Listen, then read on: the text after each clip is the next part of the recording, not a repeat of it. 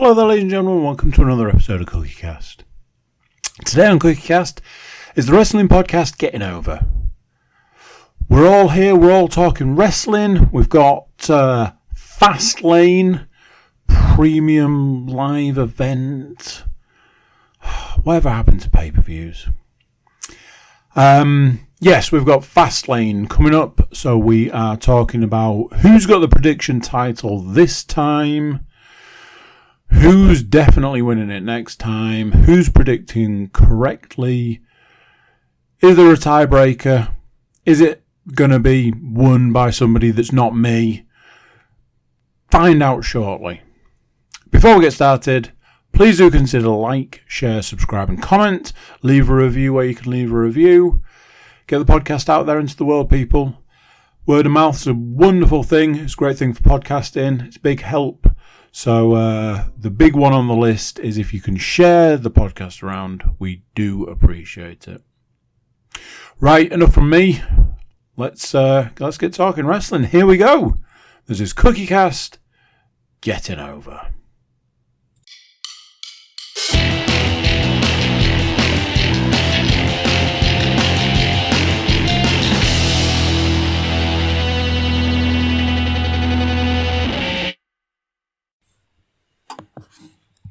Recording in progress. Hello, we're back. Welcome one and all to the latest episode of Getting Over right here on CookieCast. And we're back once again to discuss all the things WWE and a bit of wrestling in general. To help me along with those discussions, the band are back together. Full house today, ladies and gents. So without further ado, let me introduce you to Mr. Andy Cook, Mr. Paul Williams, and a returning Mr. Matthew Moore. How are we? Very, very well, sir. How are you? Good. Yeah, not too bad. Obviously, it's just your average day in Getting Overland. Talking about all of the matches that definitely haven't just been added within the last 72 hours and caused some. Yeah. Anyway, we'll get to that. But yeah, seeing as the band are back together, there's only one thing to start with, and that is the predictions title.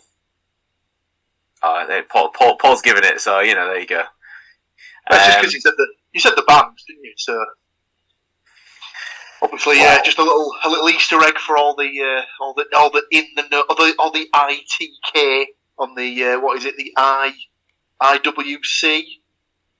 Oh, those that should be watching and subscribing on YouTube, Paul, you mean? Yeah, those are the ones. There you go. You know who you are. So, let's say we'll start with the predictions title, and last time Andy held on to the gold, which is a bit of a rarity these days, as we discussed last time around. So can he do it again? Payback offered the opportunity of 6 glorious points. So how do we get on? Well, the answer is almost too well. 3 of us managed to pull a score of 5 out of 6. Which is insane. Although saying that, I think I recall on last time's podcast that we were like, oh man, our predictions are very, very similar. That'll be why then. But yeah, a clean sweep, correct calls on Becky Lynch winning, on Rey Mysterio winning, and Rhea Ripley winning. Everybody had that. KO and Sami Zayn let down Andy, Matt, and myself, as well as obviously the tag team they were part of. The Miz let down Paul, and as did old Shinny Knack. And for that reason, it's over to Mr. Williams with a little triple threat tiebreaker action on this episode. Which is absolutely fine, and I will give that tiebreaker question forthwith.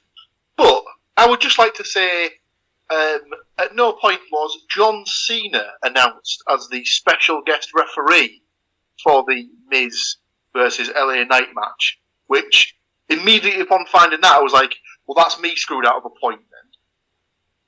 Well, they only announced it as it went live, didn't they? Because he was announced the host shortly after we recorded. Exactly. And then he just, interjected. But yeah, absolutely. Speaking of Cena interjections, we'll come to that later on. Disgusting. But, so, for your tiebreaker question, obviously because it's a 3-way tie, I've decided to try and do a closest to the pin question to try and make it, well, not fair, because that's the sort of way of the world. So, obviously, back in August, we had a wrestling show by one of the big two companies in the US over here in the UK. And it was the highest paid attendance of all time. Or was it? So, my question is, what is the difference between the declared purchased ticket numbers and the turnstile number count provided by Brent Council? So you're looking for a number. I'll just give you a clue. It's in the thousands. So obviously, Tony Khan came out in the post match, in the post show scrum, whatever it's classed as, and gave the number of the purchased tickets, or the tickets that were sold for the event. And then the Brent Council provided a number of actual turnstile entrance, I suppose would be the best way to sort of class it. So what's the difference in those two numbers? Obviously, I'll just do closest to the pin. Whoa. I'm not Googling, I'm setting up a thing so I can write it down. Yeah, I know, but the other two haven't put theirs yet. But I haven't written anything, I'm just showing. I'm not Googling. Oh, sorry. I'm not. I thought you were showing your answer. I was like, blank. Whoa. Well, it's Andy's prerogative, obviously, as defending champion, if he wants to go first, second, or third, I guess. Do you all have your guesses? Yeah, I have a guess. I do. Okay. So obviously, of course, Paul takes his opportunity to try and troll AEW. No. But listen, this is always going to happen when basically all that Meltzer does is come out and says, none of WWE's figures are ever correct for their sort of declared attendance. Oh, AEW would never do anything like that. And then the second that it comes out that they're shit out as well, he's like, oh no. It's very, very easy to see why this is the case. Oh, it's just like, Yeah. Didn't even have to try there. Well, at the end of the day, fuck that guy. So, sorry, the podcast designation for this week, definitely not PG, but then again, when is it ever? Answers please, Janet. Andy, you going first, second, or third? I'll go first. I have 4,501. Matthew, is yours higher or lower than that figure? Higher than that. I've gone 5,732. 5,732. Stu, is yours higher or lower than Matt's figure? Much higher. I went Okay. 18,704. Wow. So, the correct answer, or the closest answer, and new getting over champion is Mr. Matthew Moore, ladies and gentlemen. Well played, sir. So the correct number was 8,770 difference. So the declared attendance, or the declared paid attendance that Tony Khan gave was 81,035. And apparently Brent Council's turnstile number that was declared was 72,265. So yeah, a difference of 8,770 people. You see, I probably went way over, because I thought it was something like 83,000 gate, but only like, 18,704 less than that. So I'm sure I knew that they'd been up to something, but maybe we can justify this as they're still not fudging them quite as much as WWE, shall we say? Well, it was quite funny, wasn't it? Because they basically went into it, like, apparently when WWE takes their numbers, they basically take anyone that's, like, working at the concession stands, anyone that's parking cars in the car park, anyone that basically just happened to walk their dog past the arena at the time the pay-per-view was on and stuff like that. anybody who's The ever amount put of the stuff three and the letters Ticketmaster on the day that they WWE went in on the there. same place, same time. I wonder if it's a case of if your postcode puts you as being sort of like near the stadium but not in it, they can still class you as part of the attendance if you sort of. I mean, they're probably counting any fetuses, unborn fetuses, fetuses, that kind of, you know. Did a straw poll of any women that entered. Don't suppose you're pregnant at the moment, are you, darling? I am, as a matter of fact. You're having quadruplets, you say? Amazing. Just a woman apparently gave that counts. Yeah, a woman gave birth about 6 months after WrestleMania to 75 kids. So it's a world record. Well, we digress. I'll hand back to Stu to carry it. Lovely stuff. So yeah, congratulations to Matt, new champion in the midst. Andy, it was good whilst it lasted. I thought I had that then when he said new, and then I realised, oh no, there's 3 of us, so I had no chance with numbers because I can't apparently count to 3 this evening. So, right, it's been a busy old month news-wise, so we'll get stuck straight in. And probably the first place to start will be the fact that the WWE is no longer owned by the McMahon family. Merged with the UFC in a takeover completed as part of the Endeavour deal. So now they are TKO Group Holdings. So, yeah, weird. Living in an era where a McMahon doesn't own WWE. What? The share price was around $100 per share at the time of the takeover, and any owners that had complete shares just converted over. So if you had like 100 WWE shares, you've now got 100 TKO. And I know so much about that because I had 1.44 something to be precise. And I very randomly got a cheque through the post for $44, which will be an absolute delight when I then get £8 after charges for cashing it. So yeah, cheers for that, American Stock Exchange. But yeah, did you see all of the song and dance around the announcement on the day it went live? So they had the 2 huge belts on Wall Street.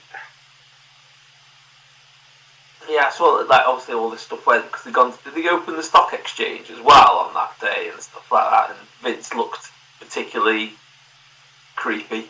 It would be the analysis of it. At this point, if he just turned up in a purple car with a dog by his side, he would basically just be Dick Dastardly. He needs the hat. It's the hat that's missing, and I'll tell you what that means. So on the opening of the stock exchange, they had the full lineup. So there was like Dana White from the UFC side of things. I think Triple H was there. They had the guy who was pressing the button in the middle, and then they had Gomez. Then they had Vince McMahon. If you had the hat, definitely Dick Dastardly. Without the hat, it's Gomez Adams all the way. What about when he's wearing a do-rag kind of thing as well? I mean, that's the thing that I don't understand is that apparently there's these stories from back in the day. Apparently that he's known to be able to grow this like massively thick, bushy beard, but he shaves. Apparently, back in the day, he shaved constantly because he couldn't let the facial hair win. Because apparently that was just part of his compulsive personality, where he has to win everything.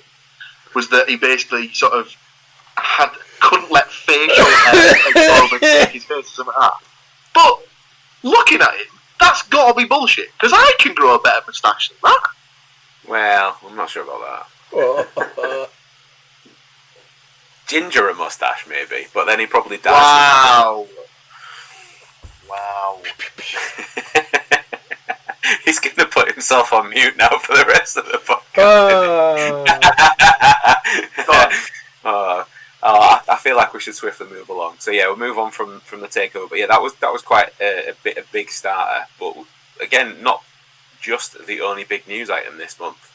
So Edge, his WWE contract is up as of the 30th of September, and then decided that the very next day he was going to debut for AEW at AEW Wrestle Dream. Now, first things first, what a shit name for a pay-per-view. Wrestle Dream sounds very questionable. Obviously, he explained it in that it was like on the anniversary of Antonio Inoki's passing, and apparently, like, it was something like it was his dream to have, these companies working together. Or I don't know, but that's how he tried to justify it. The sentiment is lovely. The naming, terrible. So yeah, but just before all of this as well, I was going to say Edge had recently celebrated 25 years with WWE, had a whole host of merch launched, including a branded Intercontinental Championship, and WWE celebrated this by letting his contract expire. Edge's contract was up. He debuted under his real name the following night, coming to the aid of Sting and Darby Allin by opposing real-life best friend Christian Cage. So Adam Copeland is all elite. Thoughts on this, Jen? Absolutely top man there. Did you see the press conference afterwards when MJF was listing off the names of the people that were in the company? And he was like, yeah, so we've got Sting, we've got Chris Jericho, we've got Edge. And you can just hear Tony Khan going, Yeah, he's like, Adam Copeland, sorry. And his eye roll, you could physically hear the eye roll when he did it. It was like, fucking hell. Choking on the money that he'll have to pay for copyright. But yeah, he's had to do it a couple of times as well, because I think Kenny Omega almost did it as well. So it's been like... He can use the money that he saved by Edge being best friends with Alter Bridge and being able to bring his music with him. Did you notice there was a small sort of tweak to the entrance music, and that it wasn't it was a slightly different voice, I think, doing the... You've not heard about it? So it changed from "You Think You Know Me" to "You Think You Know Him," and it was a female voice. No prizes for guessing. It's already been revealed that the female voice that recorded the new intro for the intro is Beth Phoenix. But obviously you can't call her Beth Phoenix on AEW, so Beth Copeland maybe. Is she contracted at WWE as well? I don't know. Well, she's still having a whole host of... She might be on a Legends deal, because the last wave of Pops that came out had 2 Beth Phoenix figures in. I mean, if it wasn't for the fact that you'd then have to look at the back of me for the next 5 seconds on YouTube, I'd get them because they're just behind me. But yeah, so she must be on some sort of Legends deal. That's sketchy on her part. Yeah, but I mean, I'm guessing that she also really doesn't give a toss at this point. And as well, I mean, it's like, does it really matter that much? People know that she's his husband. Did you see his wife? No, but to maniacs like Vince McMahon, yes. True. Yeah, but he's not in charge anymore. Maybe they're a bit more chilled out at TKO. Who knows? And he still knows AEW anyway, so. Yeah, also very true. And he's not listening now, clearly. Conspiracy ears are not activated. Hey, I've shared my latest conspiracy theory with you, gentlemen, and it got almost no traction from any of you. So personally, we can't be seen to be fanning the flames. We have to keep you grounded, sir. That's probably a good idea, because I'd just start sprouting even more nonsense. Personally, the whole thing has irked me somewhat, in the sense that they did the contract's coming up to end, and Edge, as he was like, I just don't know what I'm gonna do. I have no idea what I'm gonna do. Who knows what I'll do? I love WWE, me. And then the internet was like, he's absolutely going to AEW. And he was like, I just don't know what I'm going to do. I can't imagine what I'm going to do. And then turned up at AEW, and I was like, oh my God, who could have possibly seen this? I was like, yeah, this is what we're doing, is it? Cool. It could only have been made better if when he put out that video where he was like, yeah guys, my contract's up. If you could have just heard in the background that sort of, that noise that vehicles make when they reverse. If you could have heard that with sort of the bank truck just backing up, just sort of unload the amount of rolls of dollars that were just being dumped on his front lawn from Tony Khan. There's a few things though, because I think in that same video he also had a mug on his coffee table that was like an FTR coffee mug or something like that. It was definitely an AEW's team's mug of some description. Also, as well, there was the post that I don't know the timing of it because I didn't see it in the correct order. I only saw it after the event, but it was from Beth Phoenix of a post-it note that he'd apparently left on the fridge, and it said something like, "Beth, gone to walk the dog, back in a few," but in the last part of it, there was a capital A, a capital E, and a capital W. So he's quite renowned for doing stuff like that online, though, isn't he? Like he really don't care. But yeah, I'm on the back of what Andy said. That I don't know what I'm going to do. Couldn't possibly. He's kind of when that was going on, he was still under contract, so I guess really he can't say anything. Whereas now he's already been quite open about the fact that he thinks he's got between 1 and 2 years left. So he wants to wrestle as much as he can. Well, we'll see how true that is because he's starting next Wednesday, and to counteract that. WWE have this. Is it Wednesday? No, WWE have stacked NXT for next Tuesday to try and bring a few in. They've already announced Cody's going to be on NXT. Paul Heyman's going to be on NXT. Some new guy that no one's ever heard of called John Cena's going to be on NXT. Asuka. Yeah, as well, Asuka. I'm sure they didn't. I'm sure they just told her. But way. You're welcome. But yeah, so it's starting to heat things up a bit. Maybe there was the whole thing at the beginning about, will there be a war? Will there be there was the Wednesday night war when NXT then moved to Tuesday night.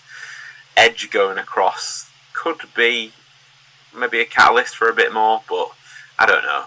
At the end of the day, I'm okay with both companies. I'm quite happy to watch wrestling regardless, even if it's bad wrestling sometimes, because then it's funny. But yeah. We'll see how it goes. I just hope that he gets from it what he wants from it, and doesn't just get pushed to one side.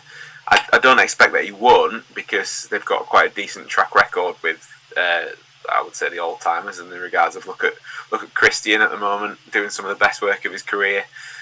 Sting been treated right because he's not been put through the ringer every 5 minutes. He's been used as he should be used. So I don't expect that they'll do him wrong. It's just the impact overall that it'll have. I guess we'll find out. So we've had one from WWE to AEW, but we've also had within the last month one from AEW to WWE, and that person is Jade Cargill. Tony Khan spoke of Jade Cargill's departure during the media scrum following Wrestle Dream. He noted that he respects her decision, gave her a classy send-off, and explained that the door is always open for her to return. Khan also divulged that his final offer in the contract negotiation was higher than Cargill's original ask, but she declined, much to his surprise. Cargill was shown all over WWE socials arriving at the Performance Centre and has now been training there for a little over a week. Obviously yet to debut on TV, but they did give her a nice big mention on Raw this past week, so they've definitely acknowledged it, not only now on the socials but on TV. Thoughts on that signing, gents?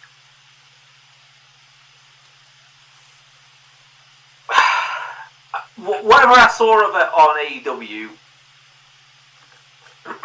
she's a...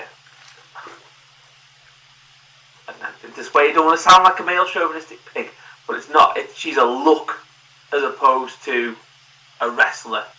She's got the physique of a wrestler, the physique of someone like that, but her wrestling skills are poor, would be my analysis of it. It smacks of very much Goldberg when he was in WCW, and she's already lost.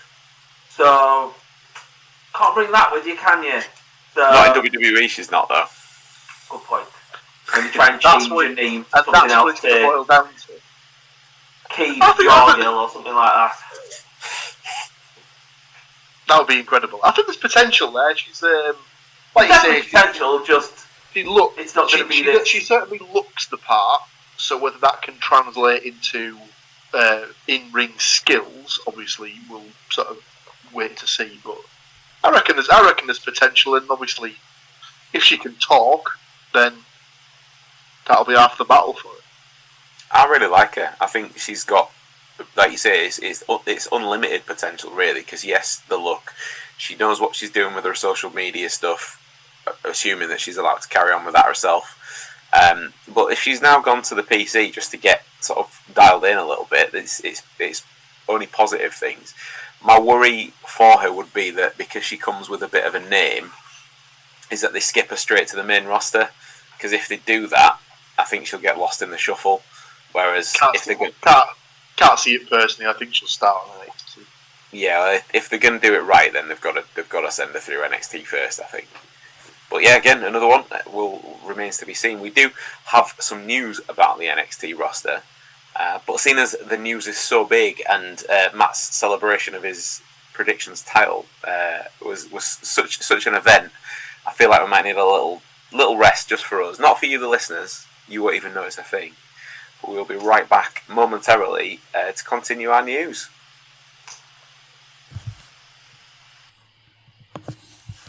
Recording in progress. See, we're back. Didn't take 2 seconds at all. So yeah, as we've just mentioned, WWE hiring. As always with WWE, if there's been some hiring, you know full well that was preceded by some firing. Most of the following were released on the 21st of September, the same day as WWE announced a premium live event in Australia for next year. Tenille Dashwood, better known as Emma to WWE fans, tweeted the details and exclaimed her delight in WWE coming back to her home country, and then was let go just hours later. Little bit awkward. But yeah, most of the cuts took place from the... Was it even hours? I'm pretty sure it was like 43 minutes between the tweets or something like that. Yeah, there wasn't long. Absolutely ridiculous. Surely somebody would have thought, maybe we could let her know before we put the announcement out, because someone in the PR department's got to have a think there, and engage the brain. Australians not particularly known for being really fucking patriotic either, are they? So instantly gonna promote something. Anyway, by the by. So most of the cuts took place from the NXT roster, some of whom hadn't even made their in-ring debut. But there were some notable names, so the ones that we'll recognise: Mustafa Ali, Rick Boogs, Shelton Benjamin, Riddick Moss, Aaliyah, Elias, Top Dollar, Dana Brooke, Mace, Mansoor, Matt Riddle, and Dolph Ziggler. Now, Riddle was actually the last to be released, and he was the day after everybody else.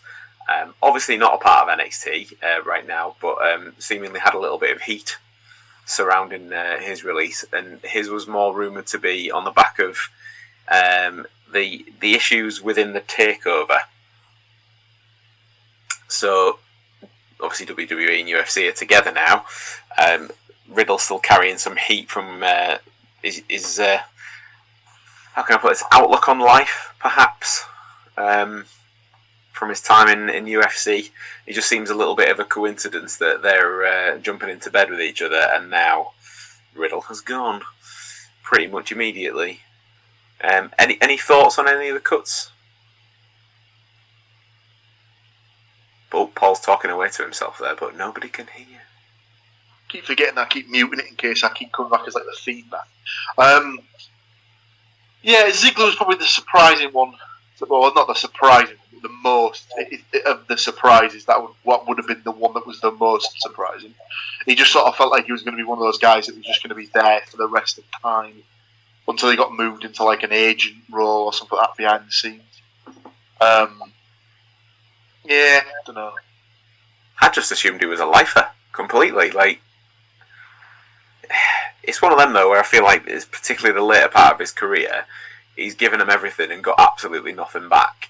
Like, I am very much of the opinion that he deserved better than what he's ended up with there. So you can't, like, I know that they've let him go, but I would hope that presumably he wants to pursue wrestling still, but I would hope that he is one of the ones that ends up at AEW, but he would, for me, have a bigger impact on that company than Edge will, because Edge will be there for a short time, and that's it really. Like, you could see it being one run and done, especially if like an injury crops up. Whereas with Ziggler, he's got a bit more left in the gas tank, I would have thought. Yeah. Well, the fact that he's been there, Edge originally retired, however many years ago, spent so long out at WWE, came back, then got injured at WrestleMania. Was that the COVID one, or the one was it then spent a load of time out, then came back, then got injured again and spent another load of time out, and then has come back for a kind of briefish run at obviously did the Judgment Day stuff, and then hasn't really done a whole lot kind of thing, whereas Ziggler's always been there, always doing something, and always been involved. And like I said though, the past 5 years, if not longer, it's just been he's just been jobbing to people at times, and it just feels a shame, like a massive waste of talent kind of thing. So hopefully he'll go to AEW and get to do something.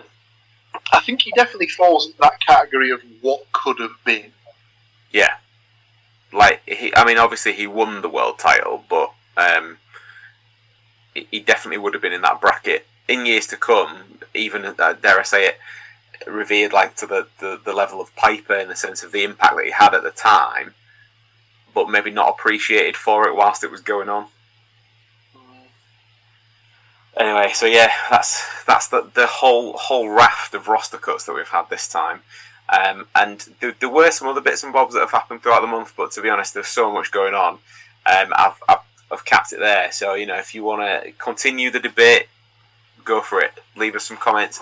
See what you think. Let us know what you think about the cuts. Who you'd like to see them bring in instead. If you'd like to see anybody else jump over from AEW perhaps or anywhere else. But for right now, we will move on because we are here for some Fastlane predictions, and it's that time. Fastlane takes place this coming Saturday, and it comes to us from the Gamebridge Fieldhouse in Indianapolis. At the time of writing, we've got 5 announced matches. We've always going to be taking the match information from WWE.com, and it is correct at the time of recording. So, what are these matches, I hear you cry? And to be fair, before we came on air, it's exactly the cry that I got from the lads, because me being a terrible host forgot to send the match listing out. But don't fear, I will reveal all. Maybe we'll get some different predictions this time if we're a little more on the fly. Who indeed knows? But yeah, the first match I have on the card to discuss is the LWO. So Rey Mysterio, Santos Escobar, and either Joaquin Wilde or Cruz del Toro, because they haven't nailed it down, versus Bobby Lashley, Montez Ford, and Angelo Dawkins. Supposedly known at this point as Hurt Business 2.0, Diet Hurt Business. Not surely, yeah. based on what they're sort of currently coming out wearing, Hurtier Business. Just call themselves the Shirt Business. No, that's AEW, Paul. Come on. Well, T-shirt business. Anyway, so yeah, ever since Lashley seemingly recruited the Street Profits a few weeks ago, the newly formed faction have been looking to make a statement on Friday nights at the expense of anybody who gets in their way. In the short amount of time they have been together, the group have already had run-ins with Judgment Day, with the OC, with Brawling Brutes, and the LWO. And following a beatdown at the hands of Lashley and his crew after defending his US title against stablemate Santos Escobar, Mysterio had had enough and issued a challenge for a 6-man tag match at Fastlane. So, who wins? The team that nobody cares about currently, or the brand new team that they need to get some steam behind? Don't let me influence your decisions, gentlemen. To that end, I'll dive in first on this one for a change, and I've gone for, funnily enough, Lashley and the Street Profits.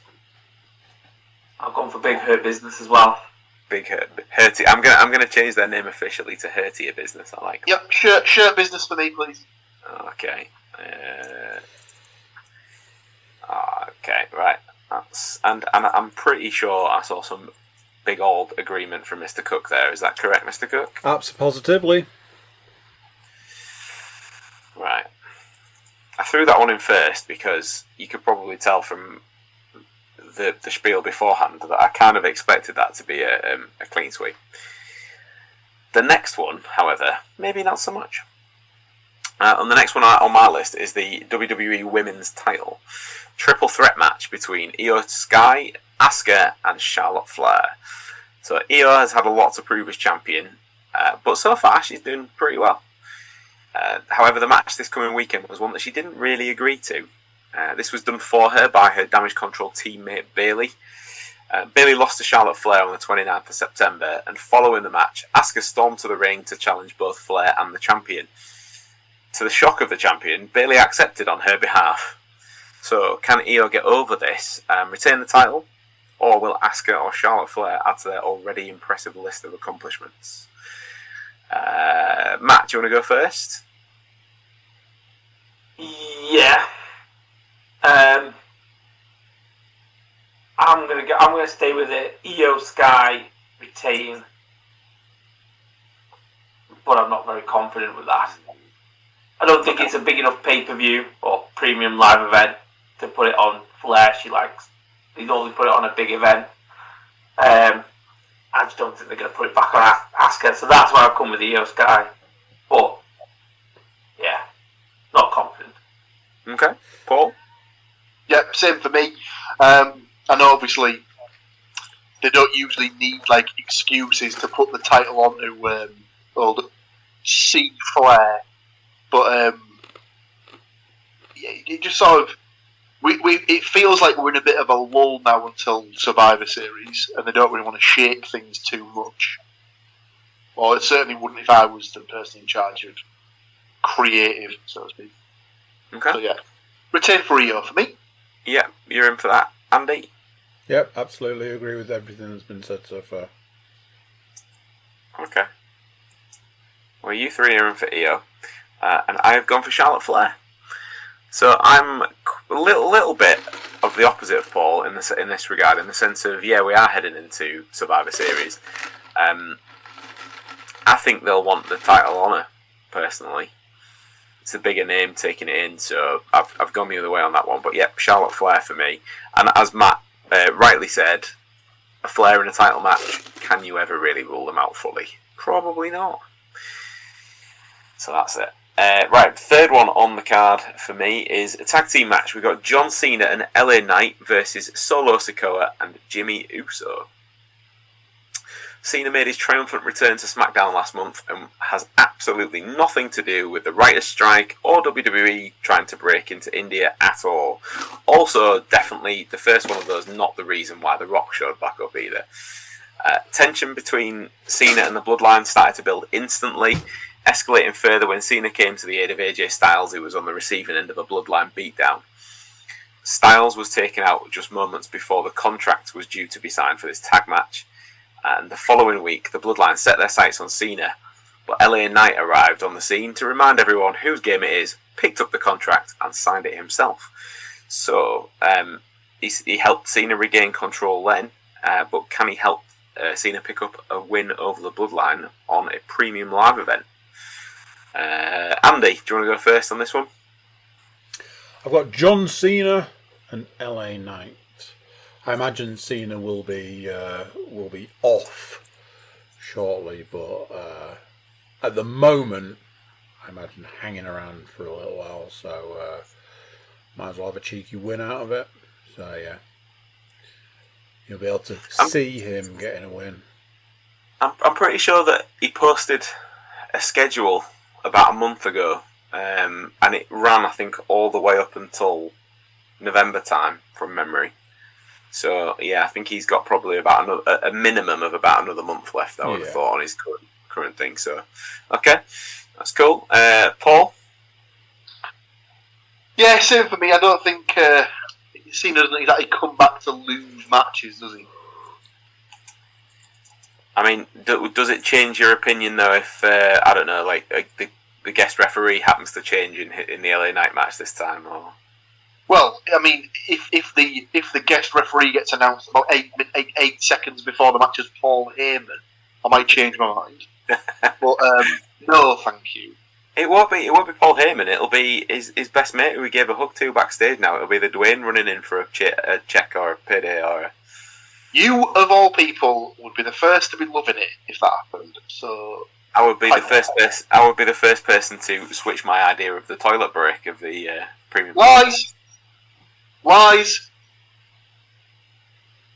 I mean, says the guy sat here wearing pretty much a John Cena t-shirt, but it does say up at the bottom. There you go, look, it doesn't say anything rude. Matt? I've gone with the Cena LA Knight. He's there. I assume he's kind of almost there to put LA Knight even further over than what he is at the moment, and they can have a big old kind of knees up at the end / possibly LA Knight pushes it too far and gets kind of attitude adjusted or something like that. I've gone for the same reason. I think that he's there for the rub, as it were. I don't think they'll end up going against each other, though. I think they've inadvertently, whether they believed it would happen or not, the WWE have kind of struck a bit of a hot streak with LA Knight in terms of him being a good guy. So I don't think they'll turn him, and they certainly ain't turning Cena. So I think they'll stick together. I think. Famous last words when we get the long-awaited Cena heels. Could you imagine?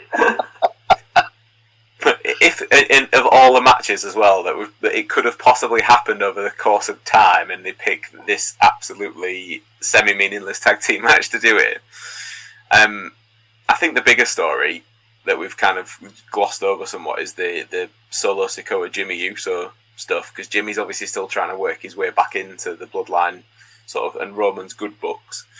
So we might have all took a misstep on that one. It might be that's what it is that gets him back in, but I can see it being used to add a bit more friction than anything else right now. Okay, so 2 more matches to go. 2 more title matches to go. And the first one of those is the WWE Undisputed Tag Team titles. So the Judgment Day, Finn Balor and Damian Priest going in as champions, defending against Jey Uso and Cody Rhodes. With the Judgment Day storyline, recently Rhea Ripley took a bit of a leave of absence to recover from an injury at the hands of a returning Nia Jax. I was waiting for that reaction, Matt. Thank you very much for delivering.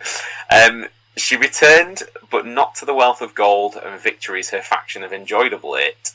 While she was taking stock of recent results, a confrontation between Jey Uso, Cody Rhodes, and his Judgment Day members, and the Judgment Day members broke out, causing Adam Pearce to book the tag team title match for this coming weekend. Now, we all know about the history of Jey and Cody. I guess we'll find out if they can coexist as a team, take the titles, maybe. Also, though, in the sort of periphery of the story, we've got Sami Zayn and Kevin Owens just kind of sat around the edges. They've not really been too prevalent on TV for the last week, maybe, with regards to this, but certainly the 2 weeks before it they have. So I'd be interested to know if they're going to have kind of a hand in this match at all or not. Or if it's going to be the same old rinse and repeat Judgment Day numbers game that has been their sort of MO, really. Since the last time we were on, Dominic Mysterio lost the North American title and then regained it straight away, because he lost it when they had no numbers advantage and then won it back when every man and his dog turned up to help him, including the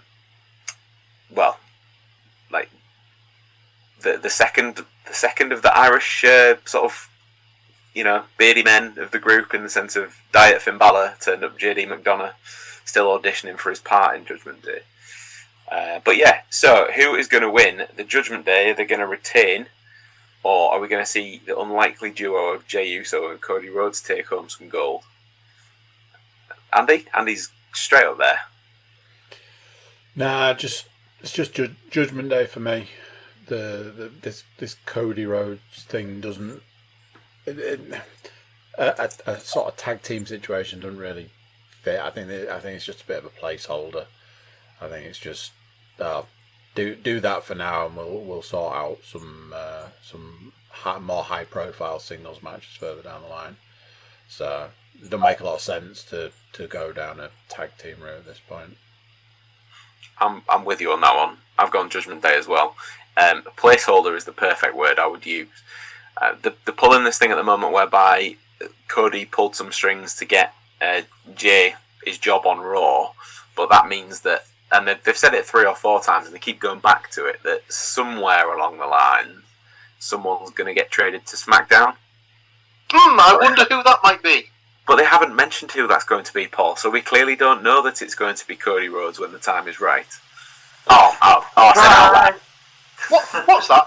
Maybe gets traded to SmackDown the day after he wins the Royal Rumble, some might say.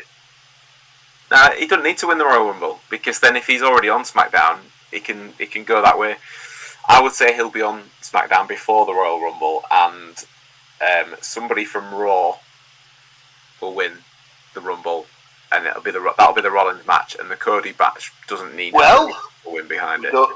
We don't know what your favourite wrestler's going to be doing at WrestleMania yet, do we? Oh, absolutely nothing, hopefully. Look, this is what happens, you see, when there's a whole host of roster cuts, and look how happy he is that Baron Corbin's not one of them. So would that just like to sort of like go off onto a massive tangent, of course, to really give the podcast listeners what they want to hear? Would that be your ideal WrestleMania main event? Baron Corbin versus The Rock? I mean, if that ever happened, I think not only the people booking it, but everybody watching it would need to have had at least several blows to the head. Anyway, Paul, are you gonna give us the winner of the tag? Yeah, that'd be nice. This one confuses me because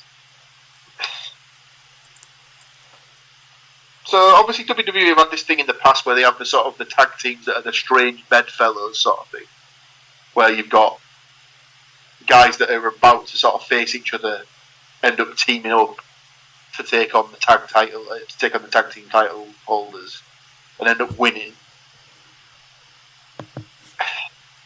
It seems stupid to give a loss to either Cody or Jay at the minute, because they're both like on that trajectory of like they're both sort of main event players, and they need to keep them on that and like stuff like that.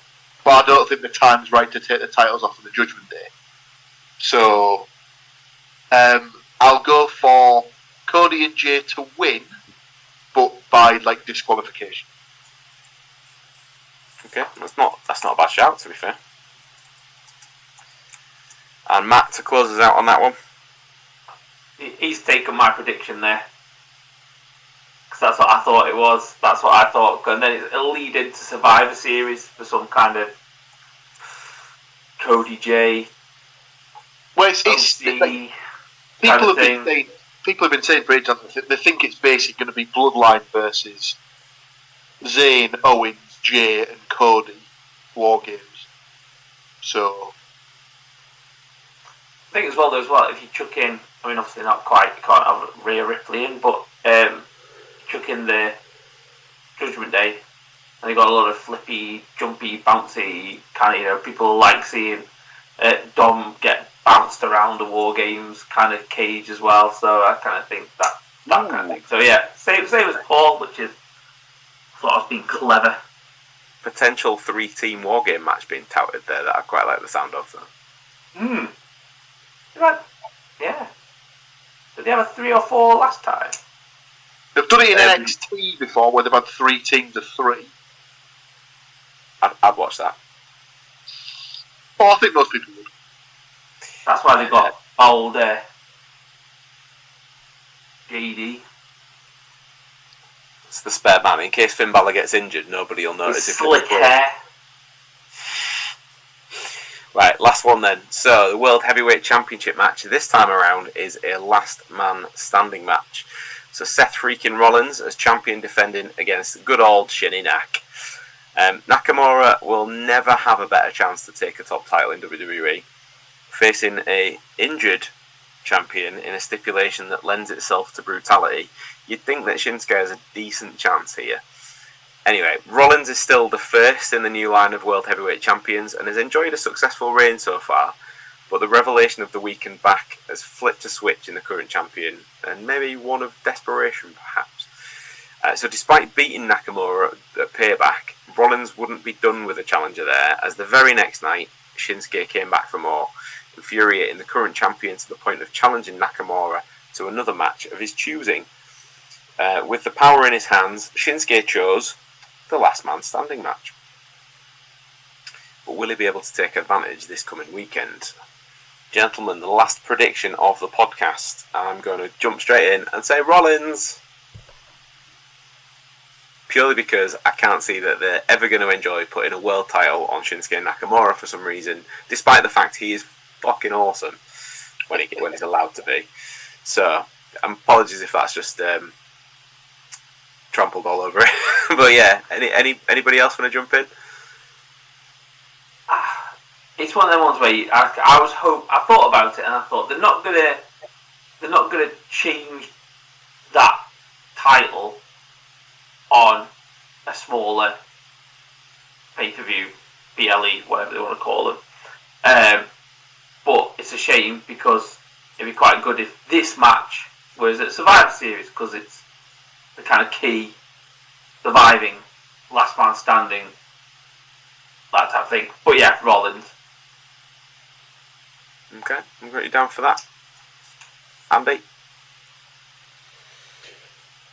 Yeah, Shinsuke Nakamura, please. Ooh. It's time. It's time to stick that title. A late era title run.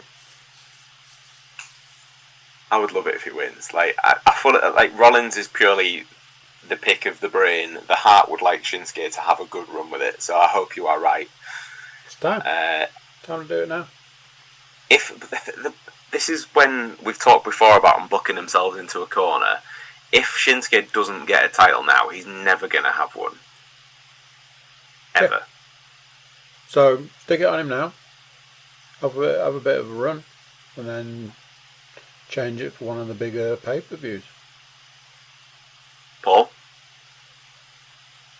I'm pretty sure I've picked Nakamura for the previous two matches in this particular roundup, so I can't dive off him now, can I? So stick me down for Nakamura as well. Ooh, okay. So we have some differences this time, which is good. Who knows, Paul? You might not have to do the tiebreak question when you come next time as well. Who knows?